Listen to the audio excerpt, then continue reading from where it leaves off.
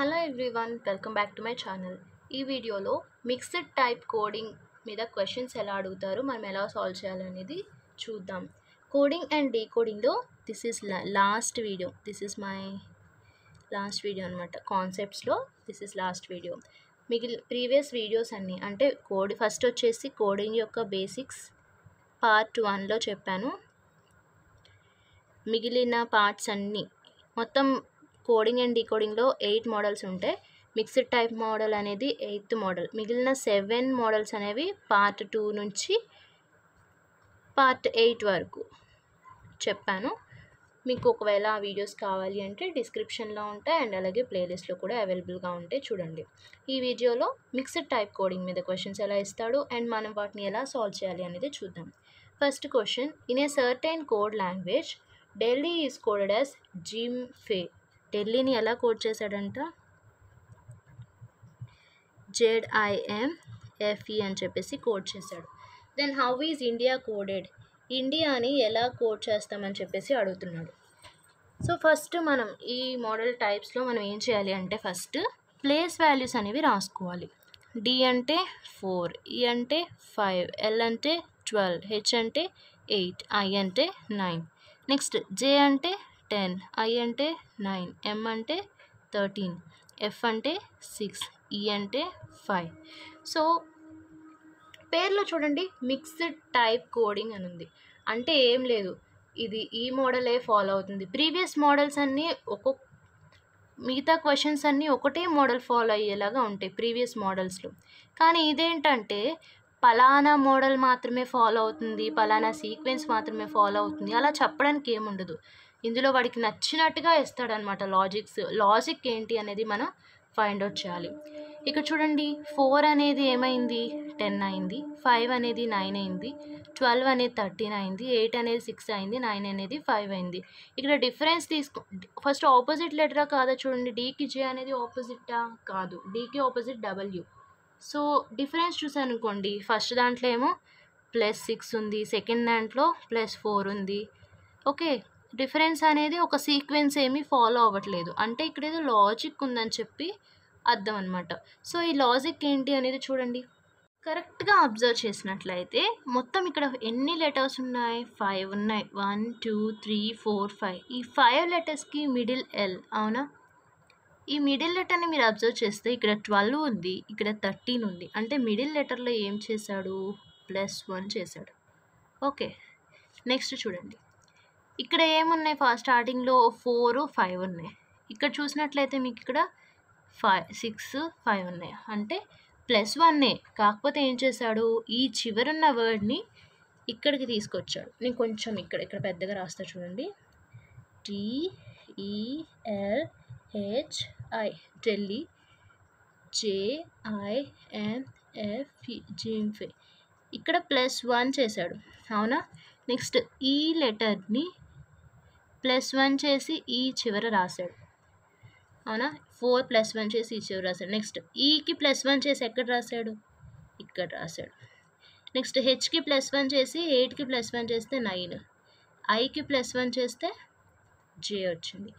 అంటే మధ్యలో లెటర్కి మొత్తానికి 1 యాడ్ చేశాడు, కానీ మిడిల్ లెటర్ ఏదైతే ఉందో అది అక్కడే రాసుకొని మిగిలిన లెటర్స్ ఈ చివరున్నది ఈ చివరికి, ఈ చివరున్నది ఈ చివరికి, వాటి పక్కన ఉన్నాయి కూడా సేమ్.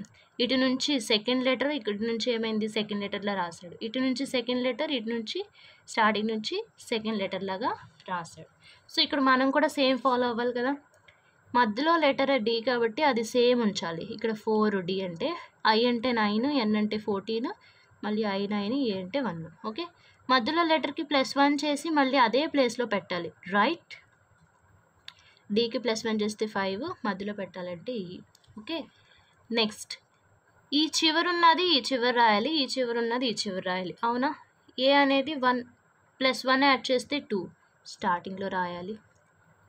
I అంటే 9 +1 యాడ్ చేస్తే 10, 10 అంటే J, ఈ చివరి రాయాలి. నెక్స్ట్ ఇది ఇక్కడికి వచ్చింది, ఇది ఇక్కడికి వచ్చింది. ఇటువైపు నుంచి స్టార్టింగ్ నుంచి సెకండ్ లెటర్ ఏమవ్వాలి? లాస్ట్ నుంచి సెకండ్ లెటర్ అవ్వాలి. N అంటే 14 +1 యాడ్ చేస్తే 15 అంటే O. లాస్ట్ నుంచి సెకండ్ లెటర్ ఏమైంది? ఫస్ట్ నుంచి సెకండ్ లెటర్ అయింది. 9కి 1 యాడ్ చేస్తే 10 జే. ఆన్సర్ ఏంటి? బీజే ఈఓజే. బీజే ఈఓజే. ఇలా పిచ్చి పిచ్చిగా వాడికి నచ్చినట్టు ఇస్తాడనమాట లాజిక్. అందుకే ఇది మిక్స్డ్ టైప్ కోడింగ్ అయింది. ఓకే, ఇందులో ఏంటంటే మనం కొంచెం ఆలోచించాల్సి ఉంటుంది. వాడు ఇచ్చిన ప్లేస్ వాల్యూస్ రాసుకొని వాడు ఎలా రాస్తాడు అనేది మనం అబ్జర్వ్ చేయాలి. అబ్జర్వ్ చేస్తే మనకి ఈజీగా ఉంటుంది. నెక్స్ట్ చూడండి. In a certain code language SAPIENT is coded as QZRJSMD. ఒక కోడ్ లాంగ్వేజ్లో కొంచెం దూరంగా రాస్తాను. SAPIENT అన్న పదాన్ని ఎలా రాశాడు? QZRJSMD అని రాశాడు. అవునా? అయితే విప్రో WIPRO అన్న వర్డ్కి కోడ్ ఏంటి అని అడుగుతున్నాడు. ఫస్ట్ ప్లేస్ వాల్యూస్ రాసుకోవాలని చెప్పా కదా. S అంటే 19, A అంటే 1, P అంటే 16, I అంటే 9, E అంటే 5, N అంటే 14, T అంటే 20, Q అంటే 17, Z అంటే 26, R అంటే 18, J అంటే 10, S అంటే 19, M అంటే 13, D అంటే 4. రైట్? ఇవి ఆపోజిట్ లెటర్సా అంటే కాదు. ఎస్కి opposite letter H. Difference follow అవుతుందా అంటే మీరు చెక్ చేసుకోండి. డిఫరెన్స్ ఇర్రెగ్యులర్గా ఉంటుంది. ఓకే, అంటే ఇదేం సీక్వెన్స్ అనేది ఫాలో అవ్వట్లే. అంటే ఇది సంథింగ్ లాజిక్ ఏదో ఉంది, ఏదో పిచ్చి లాజిక్ ఏదో రాశాడని చెప్పేసి. ఓకే, చూడండి ఎన్ని లెటర్స్ ఉన్నాయి? 1 2 3 4 5 6 7 లెటర్స్ ఉన్నాయా? మధ్యలో లెటర్ ఏంటి? ఐ. ఇక్కడ కూడా మధ్యలో లెటర్ జే. అగైన్ మిడిల్ లెటర్కి ఏం చేశాడు? 1 యాడ్ చేశాడు. మిడిల్ లెటర్కి ఏం చేశాడు? 1 యాడ్ చేశాడు. ఇక్కడ మిడిల్ లెటర్ ఏంటి? పి. వీటికి కూడా రాస్తున్నాను చూడండి. W అంటే 23, I అంటే 9, P అంటే 16, R అంటే 18, O అంటే 15. మిడిల్ లెటర్కి +1 యాడ్ చేస్తే ఏమొస్తుంది? 17 అంటే క్యూ. ఒక లెటర్ మనకు వచ్చేసింది. ఇక్కడ ఫస్ట్ లెటర్ చూడండి, ఎస్. మిడిల్ లెటర్కి 1 యాడ్ చేసాం, రాసాం, అంతా బాగానే ఉంది కదా. సో ఇప్పుడు ఇందాకలో ఏం చేసాము? ఈ చివరి లెటర్కి 1 యాడ్ చేసి ఇక్కడ రాస్తే మనకి కోడ్ వచ్చింది. కానీ ఇక్కడ ఈ చివరి లెటర్కి ఇక్కడికి సంబంధం ఏముందా? ఇక్కడ 19 ఉంది, ఇక్కడ 4 ఉంది. అంటే ఇందాక రాసిన కోడ్ కాదు, ఇక్కడ సంథింగ్ ఇంకా ఏదో కోడ్ రాశాడు. ఇక్కడ చూడండి, 19లో నుంచి 1 తీసేస్తే అంత 18, అది ఇక్కడ రాశాడు. అవునా? -1 చేసి.